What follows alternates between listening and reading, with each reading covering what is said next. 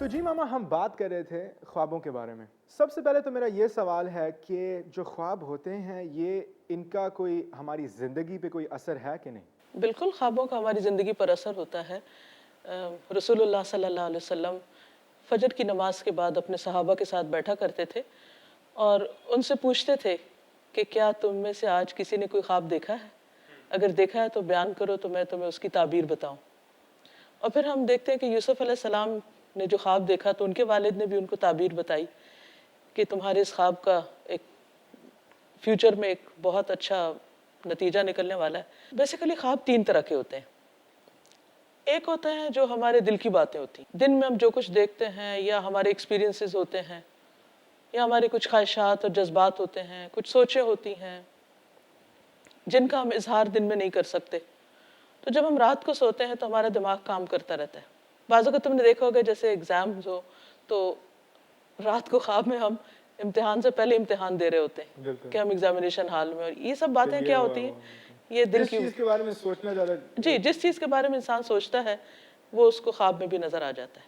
دوسری طرح کے خواب جو ہوتے ہیں وہ شیطان کا ڈراوا ہوتے ہیں۔ شیطان چونکہ ہمارا دشمن ہے، دن میں بھی ہمارے دل میں وسوسے ڈالتا ہے، جب رات کو ہم سوتے ہیں تو بھی ہمارے خیالات میں شامل ہو کر ہمیں ڈراتا ہے مختلف چیزوں سے۔ اسی لیے آپ نے دیکھا ہوگا کہ کبھی خواب میں ہم بھاگ رہے ہوتے ہیں کسی چیز سے، کوئی جانور ہمارے پیچھے لگ گیا ہے یا کوئی ایسی چیز ہے جو جس سے ہمارا دم گھٹ رہا ہے یا ہمیں پریشانی ہو رہی۔ تو نارملی ایسے خواب جو ہوتے ہیں وہ شیطان کے ہوتے ہیں۔ تیسری قسم کے خواب جو سچے خواب ہوتے ہیں، جن میں کوئی خوشخبری ہوتی ہے یا آئندہ زندگی میں ہونے والے کسی واقعے کی طرف اشارہ ہوتا ہے، وہ خواب اللہ تعالیٰ کی طرف سے ہوتے ہیں۔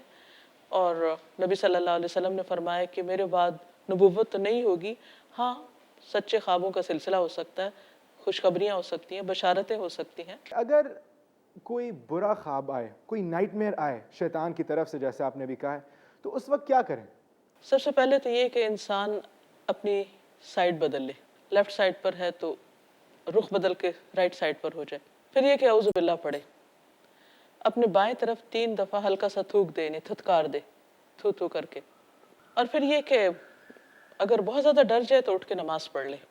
اسی طرح یہ ہے کہ اگر سورۃ البقرہ کی آخری 2 آیتیں انسان پڑھ لے، آمن الرسول سے آخر تک، تو بھی انسان رات بھر اللہ کی حفاظت میں ہوتا ہے۔ جب صبح جاگے اور پھر بھی خواب کا اثر اس پر موجود ہو تو اس خواب کا ذکر کسی سے نہ کرے۔ حدیث میں آتا ہے کہ خواب پرندے کے پر پر ہوتی ہے، اگر انسان کسی سے بیان نہیں کرتا تو اس کا کوئی نقصان نہیں ہوتا، اور دل میں بھی اس کی کوئی تعبیر نہ نکالے، اور اللہ سے مدد مانگے اور اپنے آپ کو کسی اچھی چیز میں مصروف کر لے۔ اور اگر اچھا خواب آئے پھر؟ اچھا خواب آئے تو انسان کو شکر ادا کرنا چاہیے، اور اچھے خواب کو بھی انسان کو ہر ایک کو نہیں بتانا چاہیے۔ یہ کیوں؟ اس کی وجہ یہ ہے کہ جس کے پاس بھی کوئی خیر ہوتی ہے، بھلائی ہوتی ہے، اچھائی ہوتی ہے، اس سے حسد کیا جاتا ہے۔ اور نبی صلی اللہ علیہ وسلم نے ہمیں یہ بھی بتایا ہے کہ اگر کسی کو اچھا خواب آئے تو وہ صرف کسی علم والے کو بتائے۔ تو بہرحال بات یہ ہے کہ خواب انسان کی زندگی میں ایک بہت اہم جگہ رکھتے ہیں، اور ان کا اثر بھی انسان کی طبیعت پر پڑتا ہے۔ اچھا خواب انسان کو خوش کرتا ہے اور برا خواب انسان کو اداس کرتا ہے، پریشان کرتا ہے۔ ماما، آپ نے ابھی یہ بتایا کہ جو یعقوب علیہ السلام تھے انہیں یوسف علیہ السلام کو ایڈوائس دی تھی کہ اپنے بھائیوں کو نہیں بتانا۔